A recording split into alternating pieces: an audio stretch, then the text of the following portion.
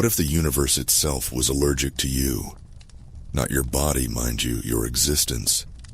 The atoms in your bones, the memories in your skull, the very fact that you drew breath 5 seconds ago. Poof. Gone. Because something out there decided you weren't worth the space. Welcome to the SCP Foundation, where we make sure that thing doesn't get to decide. Today's star of existential dread is SCP-3125, also known as the Escapee. Object class: Keter, which is Foundation speak for, if this thing gets loose, we're all gonna need a lot of therapy. And possibly a new universe. Let's break it down. SCP-3125 is an antimemetic entity. Translation: it's the boogeyman your brain can't see. Imagine a shadow that eats shadows. A thought that dissolves other thoughts. You can't remember it, write about it, or even think about it without risking your gray matter turning into gray goo. And here's the kicker. It's already loose. It is everywhere, yet absent, omnipresent, except in the vacuum of its containment. The Cognitohazard Containment Unit housing SCP-3125 lies deep within Site-41A room, clad in lead, soundproofing, and telepathic insulation. This chamber is humanity's singular blind spot to SCP-3125's influence, and the only place where knowledge of its existence can persist without immediate annihilation. Upon entering the chamber, all coherent information must remain inside, purged from memory upon exit by an amnestic airlock system. The cost of looking SCP-3125 in the proverbial eye is steep. Observing its true form allows it to perceive you in return. What follows is an extermination so precise, so horrifying that all traces of the victim family, colleagues, thoughts are erased from the world. SCP-3125 leaves no footprints, only absence. The Foundation has a term for the devastation it heralds: MK-class end of human consciousness scenario. In essence, the death of civilization in 4 to 12 hours. But there is one weapon against it: the irreality amplifier, a theoretical machine designed by the late Dr. Bartholomew Hughes. However, its construction demands comprehension of SCP-3125, and therein lies the trap. Understanding the enemy is fatal. Those who attempt to wield this device become its first victims. SCP-3125 resides in Cognitohazard Containment Unit 3125, accessible only via a singular airlock, designed to admit one occupant at a time. Upon exiting, the occupant's memory is wiped by amnestic gas. No notes, recordings, or signals, no traceable idea may leave. Any deviation would breach containment, triggering the entity's lethal defensive mechanisms. SCP-3125's existence casts a shadow over humanity's collective knowledge, corrupting or consuming those who dare investigate too deeply. Its victims, though physically intact, are reduced to human-shaped husks, their minds subservient to spreading its malignant core concepts. Researchers speak of glimpsing the outline of SCP-3125, an outline that sees you back. When that happens, you vanish. When enough of us vanish, so does our ability to fight. SCP-3125 isn't just an anomaly. It's a pattern, a self-replicating idea that slips through firewalls of logic. It hides in the number 5, in the corners of your vision, in the static between radio channels, and it's hungry. It eats memories, identities, and occasionally entire research teams. One day you're drinking coffee with Bob from accounting. The next Bob's coffee cup is still warm, but Bob never existed. You're probably wondering, how do you fight something you can't remember? Short answer: you don't. You run. You hide. You pray it doesn't notice the tiny screaming you in the cosmic dark. But someone has to try.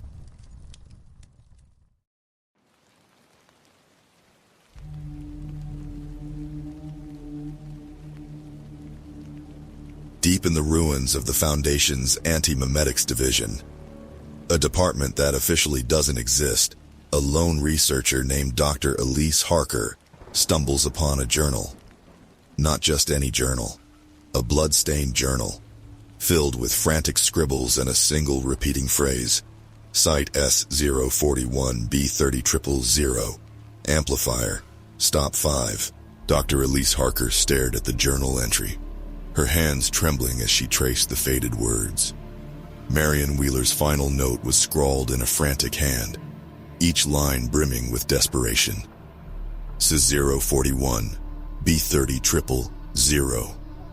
If there's anything left, it's there. But be warned, the Fifth King will not let you leave intact. Elise shut the notebook and leaned back in her chair. She had no one left to warn her against this madness. The Antimemetics Division, once a thriving branch of the SCP Foundation, was now a shadow of its former self, its members erased from existence or enslaved by SCP-3125. She was one of the last few survivors who even knew the division had existed. The faint hum of fluorescent lights above her was the only reminder that she was still grounded in reality, though even that felt tenuous. "Are you really going to do this?" a voice asked. Elise turned to see Marcus Choi leaning against the doorframe. His disheveled hair and bloodshot eyes screamed of sleepless nights. A brilliant memetic scientist, Marcus had once spearheaded some of the Foundation's most daring research projects, but SCP-3125 had reduced him to a paranoid shell of himself, always glancing over his shoulder, muttering equations under his breath. "I don't have a choice," Elise replied, her voice steadier than she felt. "If Wheeler was right, the irreality amplifier is our last shot." Marcus snorted. "You're talking about a half-finished machine buried in a containment unit no one's accessed in years. And that's assuming SCP-3125 hasn't turned it into another one of its playthings." Elise slammed the notebook onto the desk. "Then what's your plan, Marcus? Sit here and wait for it to find us? You know it's only a matter of time before we slip up, before it sees us." Marcus fell silent. He knew she was right. SCP-3125's influence was everywhere. In forgotten conversations, in fleeting thoughts, in the way shadows seemed to twist unnaturally when no one was looking. It wasn't a question of if it would consume them. It was when. "I found someone," Elise said after a pause. Marcus raised an eyebrow. "Another recruit? Are you insane? The more people who know about this, the more likely—" "She's already been exposed," Elise interrupted. "Nina Vega, former field operative. She was stationed at Site 167 before it. Disappeared." Marcus grimaced. "She's probably compromised." "She's alive," Elise countered. "That's more than we can say for most. And we need someone who can handle field work. Unless you think you're up for it." Marcus muttered something under his breath and waved her off. The meeting with Nina Vega took place in a dimly lit diner on the outskirts of town. Elise hadn't expected much, but the sight of Nina made her stomach tighten. The woman looked like she'd been through hell and back. Her left arm was heavily scarred, and her eyes carried the haunted look of someone who had seen too much. "You're the last one I expected to reach out," Nina said, sipping a cup of black coffee. "Most of the division wrote me off as a liability." "They're all dead," Elise said bluntly, "and I don't think you're a liability. I think you're a survivor." Nina's lips curled into a humorless smile. "Survivor, sure. Let's go with that." She leaned forward, her voice dropping to a whisper. "Why are you really here, Harker?" Elise slid the notebook across the table. Nina opened it and scanned the pages, her expression darkening with every line. "Site S041B30000, Nina murmured. "You're serious?" "It's the only lead we have," Elise said. "If the irreality amplifier exists, it's there. But I need your help to get inside." Nina closed the notebook and pushed it back. "You know what happens if we fail, right? SCP-3125 doesn't just kill you. It wipes you out like you never existed. It doesn't even leave a memory behind." Elise nodded. "That's why we can't fail." For a moment, Nina said nothing. Then she drained the last of her coffee and stood. "Fine. But if either of you start seeing patterns, I'm putting a bullet in your skull. The journey to Site 41 began in silence. Elise drove while Marcus studied a tattered map, occasionally muttering about ley lines and memetic interference. Nina sat in the back, her hand resting on a pistol holstered at her side. The road stretched out before them, flanked by endless forests that seemed darker than they should have been. The trees swayed unnaturally, their branches twisting into jagged claw-like shapes. "Is it just me, or is the air heavier here?" Nina asked, breaking the silence. "It's not just you," Marcus said. "We're entering SCP-3125's influence zone. Its presence warps reality even in places it hasn't fully manifested." Elise tightened her grip on the steering wheel. Every instinct screamed at her to turn back, to flee, but she forced herself to push forward. They had come too far to stop now. As they neared the site's perimeter, the first signs of SCP-3125's corruption became apparent. Road signs were blank, their text replaced with jagged, nonsensical symbols. A deer crossed the road, its body unnaturally elongated, its movements jerky and mechanical. They reached the outer fence of Site 41 at dusk. The facility loomed in the distance, its silhouette stark against the blood-red sky. Elise killed the engine, and the three of them stepped out into the cold, oppressive air. "Let's make this quick," Nina said, unholstering her pistol. They approached the main gate, but before Elise could enter the access code, a low guttural sound echoed from the trees. "What the hell was that?" Marcus whispered. Nina raised her weapon, scanning the darkness. "We're not alone." The sound came again, louder this time, a distorted, wet gurgle that sent chills down Elise's spine. "Get inside!" Nina barked. "Now!" Elise fumbled with the keypad, her hands shaking. Behind her, the trees seemed to writhe, shadows coalescing into impossible shapes. The gate beeped, and the heavy doors began to creak open. But as they stepped inside, Elise couldn't shake the feeling that something was watching them. Something vast and malevolent, hiding just out of sight. And it was getting closer. The air inside the facility was thick and stale, carrying the scent of mildew and decay. The faint hum of fluorescent lights barely illuminated the cavernous entrance hall. Elise's pulse pounded in her ears as the gate slammed shut behind them, sealing them inside Site 41. "Keep your voices low," Nina said, scanning the room with her pistol raised. "We don't know how much of this place is compromised." Marcus wiped sweat from his brow and adjusted his satchel, which was bulging with tools and documents. "We need to find the access shaft to B-30-000. That's where the containment chamber is located." "Lead the way, then," Nina muttered, her eyes darting to the darkened hallways that branched out like arteries. They moved cautiously, their footsteps echoing off the concrete walls. Site 41 had been abandoned for years, yet the oppressive silence felt unnatural, as though the building itself was holding its breath. Elise's flashlight beam swept across the walls, revealing rusted pipes and faded SCP Foundation logos. But as they descended deeper into the site, the logos began to distort, their once familiar symbols warping into jagged, five-pointed shapes. "Did you see that?" Marcus asked, his voice trembling. "See what?" Elise replied, turning to face him. For a second, the walls, they looked like they were moving. Nina clicked her tongue. "Stay focused. This place is designed to mess with your head." But Elise wasn't so sure. The facility seemed alive. Its shadows stretched too far, its corners twisted in ways that didn't make sense. She could feel the weight of SCP-3125's presence pressing down on her mind, whispering incomprehensible fragments at the edge of her consciousness. "Here," Marcus said, stopping in front of a steel door marked with faded lettering, "Access Shaft B-30-000. Elise examined the keypad next to the door. "It's dead. Power's out." "Let me handle this," Marcus said, pulling a small toolkit from his satchel. He knelt by the panel, his fingers working quickly to pry it open and rewire the circuits.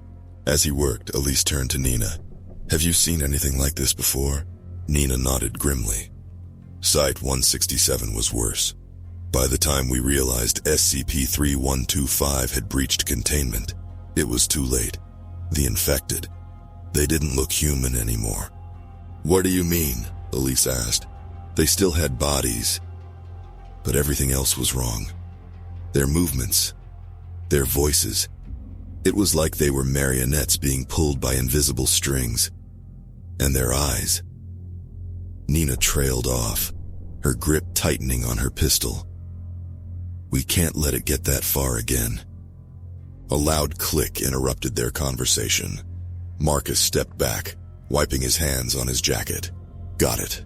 The door groaned open, revealing a narrow shaft lined with a rickety metal ladder that descended into darkness. "Great," Nina muttered. "Nothing like climbing into the abyss." The descent was agonizingly slow. The ladder creaked under their weight, and every sound seemed amplified in the suffocating silence. Elise tried not to look down, but the black void beneath her seemed to stretch endlessly, threatening to swallow them whole. Halfway down, Marcus froze. "Wait," he whispered. "What?" Nina hissed. "I think I heard something below us." Elise strained her ears, and there it was. A faint, wet sloshing sound, like something dragging itself across a slick surface. "Keep moving," Nina urged. "We can't stay exposed like this." They continued their descent, the sound growing louder with every rung. By the time they reached the bottom, Elise's hands were trembling. The air was colder here, and the faint smell of rot was nearly overpowering. The corridor before them was dimly lit by flickering emergency lights. The walls were covered in strange, pulsating growths, organic-looking masses that seemed to pulse in rhythm with her own heartbeat. "What the hell is that?" Marcus whispered, stepping closer to one of the masses. "Don't touch it," Nina snapped, pulling him back. "I've seen this before.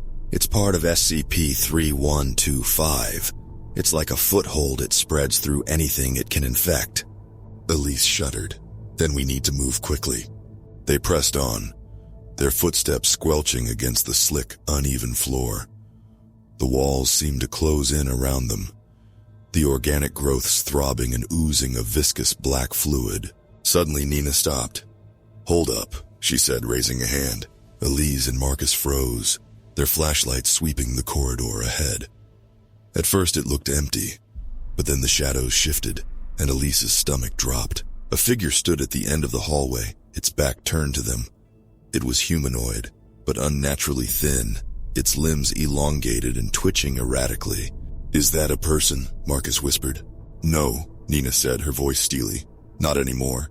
The figure turned slowly, revealing a grotesque face that seemed to melt and reform with every second. Its mouth stretched into an impossible grin, and its eyes were empty voids.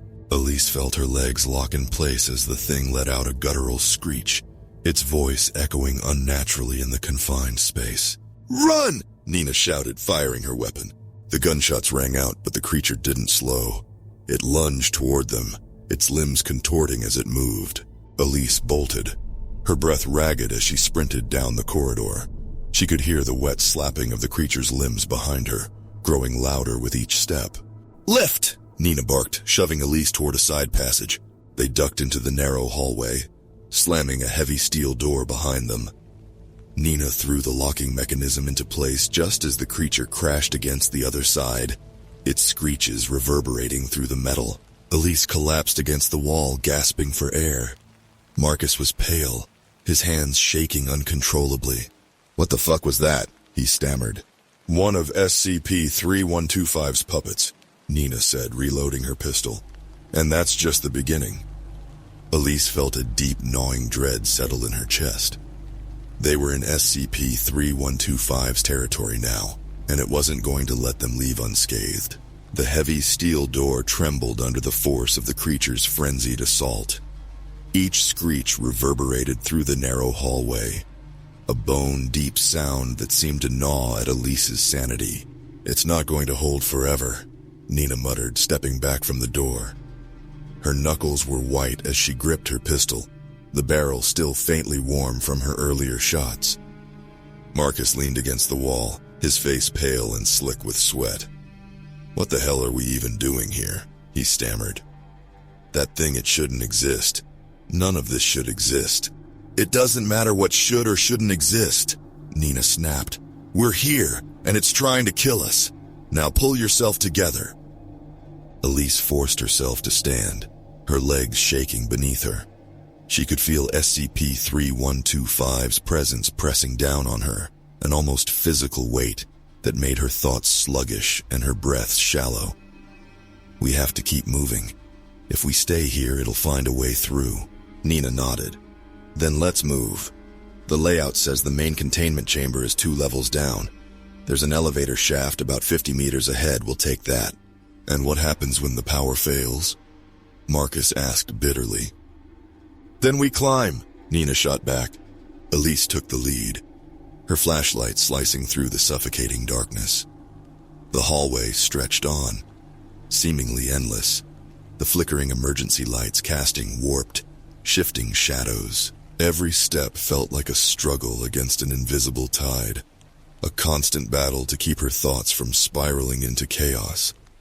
At the edge of her vision, the walls seemed to writhe, the organic growths pulsing in sync with her heartbeat. "I hate this place," Marcus muttered, his voice barely above a whisper.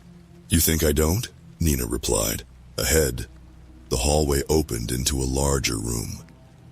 The air was colder here, carrying a faint metallic tang. The floor was slick with the same viscous black fluid they had seen earlier, and the walls were covered in jagged symbols carved deep into the metal, twisted patterns of 5s that seemed to shift and writhe if stared at for too long. "This must have been a checkpoint," Nina said, scanning the room. No signs of survivors. Elise's flashlight passed over a crumpled shape in the corner. She froze, her stomach turning as she stepped closer. It was a body, or what was left of one. The corpse was twisted and contorted, its limbs bent at impossible angles. Its face was frozen in a grotesque rictus, its eyes hollow voids that seemed to swallow the light. Marcus gagged, turning away. "Jesus Christ." "It's infected," Nina said, crouching beside the body. Her expression was grim as she examined the distorted features. "This is what happens when SCP-3125 takes over. The body doesn't change much, but the mind, it's not human anymore." "Let's just keep moving," Elise said, her voice trembling. "I don't want to end up like that." Nina stood, wiping her hands on her pants. "Agreed. Elevator shaft should be just ahead." They pressed on, their footsteps echoing in the cavernous room. The air felt heavier with each passing moment, and Elise couldn't shake the feeling that they were being watched.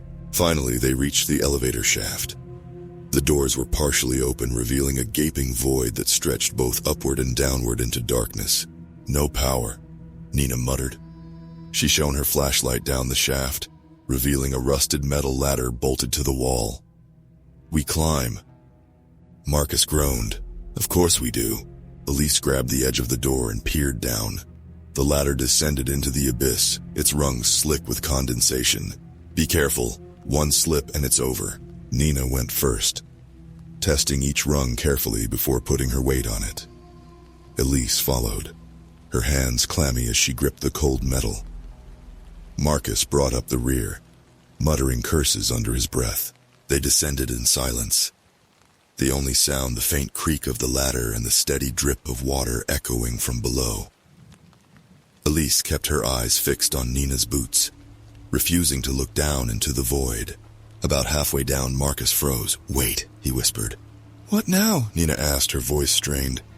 "I think I heard something," Marcus said. Elise listened, her breath catching in her throat. At first, there was nothing, just the faint drip of water. But then she heard it. A low, wet gurgling sound, faint but unmistakable. "It's coming from below us," Marcus said. "Keep moving," Nina urged. "Whatever it is, we don't want to meet it." They quickened their pace, the gurgling sound growing louder with each passing moment. Elise's palms were slick with sweat, making it harder to keep her grip on the rungs. Just as they neared the bottom, the sound stopped. Elise froze, her heart pounding. "Did it go away?" Nina didn't answer.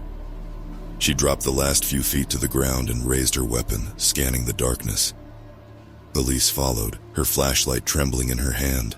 The room they had entered was vast, its walls covered in the same pulsating organic growths they had seen before. At the center of the room was a massive steel door, its surface scarred with deep gouges. "That's it," Nina said, nodding toward the door. "The main containment chamber." "Let's get it open," Elise said, stepping forward. But as she approached the door, the gurgling sound returned louder this time and closer. "Behind us!" Marcus screamed. Elise spun around, her flashlight catching the twisted figure that emerged from the shadows. It was massive, its body a grotesque amalgamation of flesh and metal, its limbs writhing like snakes. It lunged toward them with a deafening screech, its misshapen jaws snapping hungrily. "Run!" Nina shouted, firing her weapon. The bullet struck the creature, but it didn't slow. Elise bolted toward the containment door, her heart racing as the thing closed in behind them. "Get it open!" Nina yelled, emptying her magazine into the monstrosity. Elise fumbled with the keypad, her fingers trembling as she entered the access code. The door groaned and began to slide open, revealing the darkness beyond. "Move!" Elise screamed, dragging Marcus through the gap. Nina followed, slamming the door shut just as the creature lunged. For a moment there was silence. Then the pounding began. The heavy steel door buckled under the relentless assault of the creature on the other side. Each deafening blow sent vibrations through the floor, echoing through the cavernous containment chamber. "Tell me this thing's reinforced," Marcus yelled, his back pressed against a wall, clutching his satchel like a lifeline. "It's containment-grade steel," Nina said, reloading her pistol with grim efficiency. "It's meant to hold anomalies. It'll hold. For now." Elise shone her flashlight around the chamber. The air inside was suffocatingly cold, carrying a faint metallic tang that made her skin crawl. The space was enormous, far larger than she had expected, and the walls were lined with layers of lead and telepathic shielding. But it wasn't the room's size or construction that held her attention, it was the machine in the center.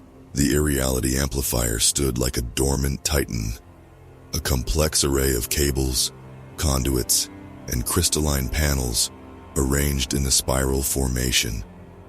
Its surface shimmered with an unnatural glow, as though it existed just slightly out of phase with reality. "That's it," Elise whispered. "The amplifier."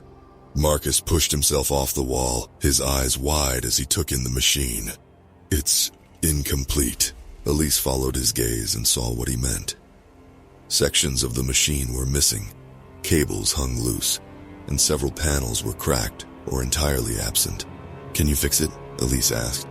Marcus hesitated, his gaze darting between the damaged machine and the pounding door. "I can try, but it's going to take time." "We don't have time," Nina snapped. She pointed to the door, which was now visibly dented. "That thing's going to break through any minute." Elise took a deep breath, forcing herself to think. Every instinct screamed at her to run, but there was nowhere left to go. This was it. The only chance they had to stop SCP-3125. "Nina, cover him," Elise said. "Marcus, do whatever you can to get that thing operational." Nina nodded, taking up a defensive position near the door. "You better work fast," she said, her voice low and steady. Marcus dropped to his knees, pulling tools from his satchel with shaking hands. "This isn't just repairing a circuit board," he muttered. "This machine operates on principles I barely understand. It's designed to collapse SCP-3125's conceptual structure, but the equations alone."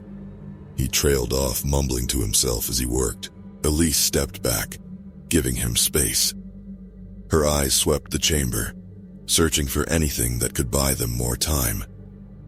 That was when she noticed the writing on the far wall. Scrawled in what looked like dried blood were the words, "5 steps to oblivion. Beware the 5th." "Elise, focus!" Nina's voice snapped her out of her daze. The pounding on the door stopped. The sudden silence was deafening. "Why did it stop?" Marcus asked, looking up from the machine. "Don't ask questions you don't want answered," Nina said, her knuckles white as she gripped her weapon. Elise's heart raced as she stepped closer to the door. The dented steel was now eerily still, but the sense of foreboding was worse than the noise. Then came the whispers, low, guttural voices that seemed to emanate from everywhere and nowhere at once. They spoke in an incomprehensible language, their tone dripping with malice. Elise clutched her head, the sound drilling into her skull like needles. "Do you hear that?" she gasped. Nina nodded, her jaw clenched. "Don't listen to it. Block it out." "That's not just sound," Marcus said, his voice shaking. "It's a memetic signal. It's trying to breach our minds." "Then hurry the hell up," Nina snapped, her voice louder now, as if to drown out the whispers. The amplifier let out a faint hum as Marcus worked, its crystalline panels flickering to life one by one. "Almost there," he muttered. "Just a few more connections." The door exploded inward. The force knocked Elise off her feet, and she hit the ground hard, her flashlight skittering across the floor. Through the haze of dust and debris, she saw the creature slither into the chamber. It was worse up close. The thing's body was an amalgamation of flesh and metal, its limbs writhing like serpents, each tipped with jagged, claw-like appendages. Its head was a pulsating mass of eyes and teeth, and its voice a distorted cacophony of screams filled the room. "Get up!" Nina shouted, firing her weapon. The bullets tore into the creature's flesh, but it didn't slow. Instead, it lashed out with one of its twisted limbs, sending Nina sprawling. Elise scrambled to her feet, grabbing a loose metal pipe from the ground. She swung it with all her strength, striking the creature's side. The impact sent a jolt up her arms, but the creature barely flinched. "Keep it away from the machine!" Marcus yelled, his hands a blur as he connected wires and recalibrated circuits. Nina was back on her feet, her movements precise despite the blood dripping from a gash on her forehead. She emptied another clip into the creature, aiming for its head. This time it reacted. The creature let out a piercing screech, its form distorting as though reality itself were rejecting it. But instead of retreating, it turned its attention to Marcus. "No!" Elise screamed, throwing herself between the creature and the amplifier. The thing struck her, its limbs slamming into her chest like a sledgehammer. Pain exploded through her body as she hit the ground, struggling to breathe. "Elise!" Marcus shouted, his voice raw with panic. She looked up to see the creature looming over her, its jaws opening impossibly wide, and then the amplifier roared to life. A blinding light filled the chamber, accompanied by a deep, resonant hum that seemed to vibrate through Elise's very bones. The creature shrieked, its form writhing and convulsing as the light engulfed it. Marcus stood by the machine, his hands on the controls. "It's not stable," he yelled. "We need more time." Elise forced herself to her feet, clutching her ribs. "Then we hold it off," she said, grabbing the metal pipe once more. Nina nodded, blood dripping into her eyes. "Let's finish this." The creature screamed again, its body twisting and fracturing under the amplifier's light. But it wasn't done yet, and neither were they. The creature let out a distorted howl, its fractured form twisting like a broken kaleidoscope, defying every natural law Elise understood. Its limbs split and reformed in grotesque symmetry, 5 points radiating outwards, each tipped with razor-sharp claws. The jagged, fleshy appendages reached for the amplifier as the machine pulsed with unstable energy. "Marcus, can we stabilize it?" Elise yelled, blood dripping down her face as she clutched the metal pipe. "I'm trying!" Marcus bellowed, frantically twisting knobs and reconnecting wires. Sparks flew from the machine, its crystalline surface flickering between brilliance and darkness. "The amplifier's not fully assembled. It's fighting itself. If it overloads, it'll tear us and this thing apart." "That doesn't sound so bad right now," Nina shouted, firing round after round into the creature's writhing body. Her bullets hit with wet, sickening sounds, but the thing kept advancing, its limbs reshaping each time it was struck. The room seemed to distort around them. The air shimmered like heat waves, and the whispers returned, faint but insistent, tugging at the edges of Elise's mind. She could feel SCP-3125, pressing against her thoughts, probing, searching for weaknesses. "Don't let it in," she muttered to herself, clutching her head. The creature lunged suddenly, one of its clawed limbs slamming into the amplifier. Sparks erupted from the machine as the impact sent Marcus sprawling. "Get away from it!" Elise screamed, charging forward with the pipe raised. She brought it down with all her strength, the metal cracking against the creature's misshapen torso. The impact sent a shockwave through her arms, and the creature staggered back slightly, its limbs flailing. "Elise, stop! You can't fight that thing!" Marcus yelled, crawling back to the controls. "What else am I supposed to do?" she shouted back. The creature reoriented itself, its void-like eyes locking onto Elise. She froze as its presence flooded her mind, an overwhelming tide of incomprehensible shapes and sounds. For a brief moment, she saw it, not just the creature before her, but the vast, horrifying essence of SCP-3125. It was a fractal monstrosity, an infinite writhing mass of concepts and ideas, each one a shard of its impossible form. Its thoughts were an endless cacophony, a screaming void that drowned out everything else. "You are nothing," it whispered in her mind. "You will become nothing." "Elise!" Nina's voice snapped her back to reality. The creature struck again, its limbs sweeping toward her with unnatural speed. Elise ducked, the claws slicing through the air just inches from her head. Nina opened fire, the muzzle flash illuminating the chamber as she unloaded another clip into the creature. "Get it away from the machine!" she shouted. The amplifier roared to life again, the light pulsing brighter and steadier. Marcus was back at the controls, his fingers flying over the panel. "I've managed to stabilize it for now, but it's pulling too much power." "What happens if it burns out?" Nina asked, her voice tight. "Then SCP-3125 wins," Marcus snapped. Elise's mind raced. The amplifier was their only shot, but it wasn't enough. They needed more time they didn't have. Her eyes darted to the wall where Marion Wheeler's bloodied message was scrawled. 5 steps to oblivion. Beware the 5th. "What the hell does that mean?" she muttered. The creature let out another ear-piercing screech, its body warping as it lunged for the amplifier again. Elise threw herself in its path, swinging the pipe with desperate force. The creature caught it mid-swing, its claws crushing the metal like paper. "Get back!" Nina screamed, tackling Elise out of the way as the creature's claws raked the floor where she had stood. Elise gasped for air, her chest heaving. "We're not going to last much longer like this. Marcus, there's got to be something else." Nina yelled, firing another burst at the creature. Marcus hesitated, sweat dripping down his face. "There's a failsafe, but it's dangerous." "Define dangerous," Nina snapped. "It's designed to collapse the entire local reality bubble," Marcus said, his voice trembling. "It would destroy SCP-3125's influence in this area, but it would take us with it." Elise stared at him. "Are you saying it's a suicide switch?" Marcus nodded grimly. "It's the only way to sever SCP-3125's grip completely. The amplifier alone isn't enough. It needs a catalyst." Elise's stomach churned. They had come so far, survived so much. Was this really the only way? The creature roared again, its fractured body surging forward. Nina screamed as one of its limbs struck her, sending her crashing into the wall. Elise scrambled to her feet, grabbing Marcus by the arm. "Activate the failsafe." Marcus hesitated, his eyes wide. "Elise, do it!" she shouted. "We don't have another choice!" Marcus swallowed hard, then turned back to the controls. His hands shook as he input the sequence, the amplifier's hum growing into a deafening roar.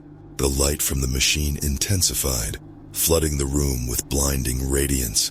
The creature writhed and screamed, its form fracturing further as the amplifier's power reached its peak. Elise felt the air grow heavy, her body trembling as the machine began to destabilize. She locked eyes with Nina, who was slumped against the wall, blood trickling from her mouth. "This better work," Nina muttered, a faint smile on her lips. The creature let out one final agonized screech, As the amplifier erupted in a cascade of light and sound, the room seemed to implode, reality itself bending and warping as the failsafe activated. Elise closed her eyes, bracing for the end. And then nothing. Silence. Elise opened her eyes to an impossible stillness. The air, once dense and suffocating, felt hollow and thin, as though the space around her had been drained of substance. She blinked, trying to orient herself. The containment chamber was gone, or rather, it had been erased, replaced by a blank, featureless expanse. White stretched infinitely in every direction, broken only by faint smears of pink and red that rippled like distant heat mirages. Elise? The voice was faint, strained, and cracked. She turned to see Marcus lying on the ground nearby, his body twitching as though the air itself was shocking him. Blood trickled from his nose and ears, but he was alive. "Marcus!" Elise scrambled to his side, her body aching with every movement. "Are you okay?" He groaned, clutching his head. I don't know. What the hell happened?" Before she could answer, a sharp, wet cough echoed behind them. Elise turned to see Nina slumped against what remained of the wall, a jagged fragment of metal floating aimlessly in the endless void. Her pistol hung loosely from her hand, blood dripping onto the ground. "Nina!" Elise rushed over, kneeling beside her. "I'm fine," Nina muttered, though the strain in her voice said otherwise. "Just give me a second." Elise's gaze flicked between her two companions, her mind racing to piece together what had happened. The amplifier, the failsafe, the creature. It had all gone white blinding, deafening, and then nothing. The creature. Elise shot to her feet, her heart hammering. "Where is it?" "Where's what?" Marcus groaned, struggling to sit up. "The thing. The creature." Elise scanned the void, searching for any sign of the abomination that had nearly killed them. But the endless white offered no clues, just the same rippling smears, faint and far off. "It's gone," Nina said, her voice hoarse. Elise frowned. "Gone? How do you know?" "Because I can feel it," Nina replied. "Or rather, I can't feel it anymore. That thing was in my head, clawing at my thoughts. But now, it's just silence." Elise wanted to believe her, but the unnatural stillness of their surroundings offered no comfort. The amplifier had done something wiped the immediate area clean of SCP-3125's influence, maybe. But at what cost? Marcus struggled to his feet, using Elise for support. "This place, it isn't right," he muttered, his eyes scanning the white expanse. "We shouldn't be here." "Where even is here?" Elise asked. Marcus hesitated. "If I had to guess, the failsafe didn't just collapse SCP-3125's local reality. It collapsed ours, too. We're in a conceptual liminal space, a void left behind when the machine overloaded." "A void," Nina echoed, letting out a bitter laugh. "Great. We destroyed the monster, but we got stuck in the afterlife." "Not the afterlife," Marcus said. "But not reality either. We're somewhere in between." The three of them fell silent, the weight of his words sinking in. "Okay," Elise finally said, her voice shaking. "How do we get back?" Marcus shook his head. "I don't know if we can." As they wandered the expanse, the sense of isolation grew. The faint smears of pink and red seemed to follow them, always just out of reach, shifting like distant mirages. The air was cold and still, but it carried faint, far-away echoes whispers that tickled the edges of Elise's thoughts. "Do you hear that?" she asked after what felt like hours. "Hear what?" Nina replied, her voice tight. "The whispers," Elise said, "like voices." Marcus frowned. "That's not possible. SCP-3125's influence should be gone. There's nothing here to whisper." Elise stopped walking, closing her eyes. The whispers grew louder, swirling around her like a faint breeze. The words were indistinct, broken fragments of thought that slipped through her fingers as she tried to grasp them. "Elise?" Nina's voice pulled her back. "I think someone's trying to reach us," Elise said, her eyes snapping open. Nina exchanged a look with Marcus, or something. It's not hostile, Elise insisted. I don't think it's SCP-3125. It feels different. Before Nina could argue, the whispers coalesced, growing louder and sharper. The smears of pink and red in the distance began to shift, drawing closer and taking shape. A figure emerged from the haze, its form flickering like a mirage. It was humanoid, but indistinct, its edges blurred and fractured. Elise stepped forward cautiously. Who are you? The figure tilted its head, its voice reverberating in her mind rather than her ears. You still exist? Elise nodded, swallowing hard. Barely.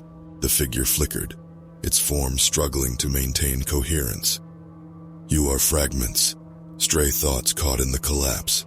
Fragments? Marcus asked, his voice trembling. What does that mean? The figure didn't answer. Instead, it extended a hand, its movement slow and deliberate. In its palm, a faint light flickered, a pinprick of color in the endless white. Elise hesitated, then reached out. The moment her fingers brushed the light, a wave of images flooded her mind. She saw Marion Wheeler standing before the amplifier, her face etched with desperation. She saw the fifth king SCP-3125's true form writhing as it spread through the noosphere, fracturing human thought and identity. She saw herself, Marcus, and Nina standing in the containment chamber, surrounded by chaos. And then she saw the message. Marion's final words burned into the walls of her memory. Humanity isn't just an idea. It's a counter-meme. It can fight back. Elise gasped, stumbling back as the vision faded. The figure dissolved into the void, leaving only the faint echoes of its presence behind. What did you see? Nina asked, stepping closer. Hope, Elise whispered. Marcus frowned. Hope? In this place? Elise turned to face them, her expression resolute. We're not just fragments. We're what's left of humanity's resistance. And we're not done yet. The void seemed to tremble, the smears of pink and red shifting once more. Somewhere in the distance, a path began to form. We're getting out of here, Elise said, her voice steady. And we're going to finish this. The path stretched before them, a thin, flickering ribbon of reality that cut through the white void. Its edges shimmered with an iridescent light, shifting and fracturing as though it barely held together. Each step along the path sent ripples through the void, the smears of pink and red bending and curling like tendrils reaching for them. Elise took the lead, her resolve hardening with each step. Behind her, Nina limped forward, leaning on Marcus for support. The trio moved in silence, the oppressive quiet of the void broken only by the faint sound of their footsteps. Where does this even go? Marcus asked, his voice hoarse. Elise glanced back at him. It doesn't matter. Wherever it leads, it's better than staying here. Nina huffed, a bitter smile tugging at her bloodied lips. Optimism isn't what I expected from you, Harker. It's not optimism, Elise replied. It's necessity. The path began to narrow, forcing them to walk in single file. Elise kept her eyes forward, her grip tightening on the metal pipe she still carried. The faint whispers in the void grew louder, swirling around them like a storm. Do you hear that? Nina asked, her voice low. Yeah, Elise said. It's getting stronger. The whispers coalesced into fragments of voices, disjointed phrases that echoed in their minds. You are pieces. You are unfinished. You are echoes. Elise gritted her teeth, forcing herself to push forward. The path began to widen again, and as it did, the shimmering void gave way to faint shapes in the distance. Buildings. It was Site 41, or a version of it at least. The facility flickered like a mirage, its walls cracked and distorted, its structure warped by the collapse of reality. This isn't possible, Marcus whispered. We're still in the void, Elise said. It's just bleeding through. They stepped into the ruined site, the air thick and heavy. The walls were covered in the same pulsating organic growths they had seen before. But now they pulsed brighter, throbbing like a heartbeat. The whispers were deafening here, crashing over them in waves. Nina steadied herself against a wall, her face pale. This feels wrong. Like it's alive. It is, Elise said. She turned to Marcus. Where's the nearest control terminal? We need to send a broadcast. A broadcast? Marcus frowned. Elise, no. If we connect to the noosphere here, SCP-3125 will see us. That's the point, Elise said, her voice steady. This is the only way to fight back. Humanity itself is a counter-meme. Marion said so. If we can broadcast that signal, we can spread it. We can push back. Nina stared at her. You're talking about weaponizing human thought. That's insane. It's our only chance, Elise replied. If we don't fight back, SCP-3125 will come again. This isn't about us anymore. It's about what's left of humanity. Marcus hesitated, his hands trembling. Even if we do this, you know what'll happen to us, right? It'll see us. It'll wipe us out. Elise nodded. It's already taken everything from us. I'm not letting it take what's left. They found a control room deep within the distorted ruins of Site-41. The equipment was barely functional, its screens flickering and cracked. Marcus worked quickly, connecting wires and bypassing damaged circuits as Nina stood guard. Her pistol raised. Elise paced the room, her heart pounding. The whispers had grown louder, more coherent. You will fail. You will cease. You cannot fight us. Almost there, Marcus said, his voice strained. But I have to warn you, once we send the signal, SCP-3125 will know exactly where we are. We won't have long. We don't need long, Elise said. The screen in front of Marcus flickered to life, displaying a distorted map of the noosphere, the conceptual space where all human thought intersected. It was riddled with fractures, dark voids spreading like veins through its structure. This is what's left of us, Marcus said grimly. If we don't act now, there won't be anything left to save. Do it, Elise said. Marcus input the final sequence, and the control room was bathed in a blinding light. The broadcast began, a pulse of raw, unfiltered human thought surging into the noosphere. Elise could feel it, the weight of every human idea, every memory, every fragment of what made them human. It was overwhelming, but it was also beautiful. And then SCP-3125 struck. The room shook violently as the walls warped and split. The whispers turned into a deafening roar, a tide of pure malice that crashed over them. Elise fell to her knees, clutching her head as the entity's presence invaded her mind. You cannot resist us, you cannot fight the inevitable. But amidst the chaos, the broadcast continued. The pulse of humanity's collective essence grew stronger, pushing back against SCP-3125's influence. Marcus screamed as his body began to distort, his form fracturing like shattered glass. Nina fired wildly at the shadows that crept into the room, her bullets tearing through the air. Elise! Marcus shouted, his voice breaking. You have to finish it! Override the limiter! Elise staggered to her feet, her vision swimming. She reached the console, her hands shaking as she input the final override command. The broadcast surged, the light intensifying until it consumed everything. SCP-3125's presence faltered, its roar turning into a distorted wail as the counter-meme took hold. Elise turned to see Marcus and Nina consumed by the light, their forms dissolving into fragments. And then she was alone. Elise awoke to silence. She was lying on the cold floor of the containment chamber, the familiar hum of the amplifier faint in the background.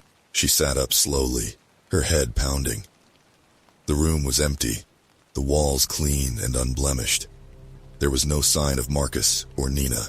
The console in front of her flickered, displaying a single message. Broadcast complete. Humanity stabilized. Counter-meme activated. Elise let out a shuddering breath, tears streaming down her face. They had done it. They had fought back. But as she stared at the empty chamber, a single thought lingered in her mind. At what cost? As our narrative draws to a close, let's delve into the intricate web of theories and analyses surrounding SCP-3125. One of the most enigmatic entities within the SCP Foundation's expansive universe. SCP-3125 has ignited a plethora of fan theories, each attempting to unravel its complex nature. A prevailing interpretation suggests that SCP-3125 represents the culmination of unchecked information, a manifestation of humanity's collective consciousness spiraling beyond control. This perspective aligns with the entity's description as a large-scale meme complex, indicating its existence as an amalgamation of ideas that have transcended their origins. Another intriguing theory posits that SCP-3125 serves as a narrative device to explore the dangers of forbidden knowledge. The concept that merely comprehending SCP-3125 can lead to one's demise underscores the peril inherent in certain types of understanding. This aligns with the broader theme within the SCP Foundation of safeguarding humanity. From truths that could unravel the fabric of society. Within the SCP Foundation's lore, SCP-3125 is classified as a Keter-class anomaly, denoting its high threat level and the challenges associated with its containment. Described as an entity adapted to a more hostile eidetic ecology than our own noosphere, SCP-3125 exists partially within our reality, making it an ever-present yet elusive threat. The Foundation's containment procedures for SCP-3125 are stringent, reflecting its dangerous nature. The entity is housed in a specialized cognitohazard containment unit, accessible only through a single airlock designed to admit one occupant at a time. Upon exiting, the occupant's memory is wiped by amnestic gas to prevent any knowledge of SCP-3125 from escaping. This protocol underscores the entity's antimemetic properties, its ability to remain unperceived and unremembered, thereby evading containment efforts. The narrative surrounding SCP-3125 also delves into the concept of anti-memes ideas or entities that resist being remembered or recorded. This is exemplified in tales such as Tombstone, where characters grapple with the challenges of combating an entity that defies comprehension. The story illustrates the profound difficulty in fighting a war against an adversary that cannot be directly perceived or remembered, highlighting the unique threat posed by SCP-3125. The SCP Foundation's universe is a collaborative tapestry woven by countless contributors, each adding depth and complexity to its lore. SCP-3125 stands as a testament to the creativity and imagination of this community, offering a profound exploration of themes related to knowledge, perception, and the limits of human understanding. If you've enjoyed this deep dive into the enigmatic world of SCP-3125 and wish to explore more such intriguing narratives, consider subscribing to our channel. By doing so, you'll stay updated with our latest content, ensuring you never miss out on the mysteries that the SCP universe has to offer. Don't forget to like this video if you found it insightful, and share your thoughts or theories in the comments below. Your engagement helps us continue bringing you captivating stories and analyses from the depths of the anomalous.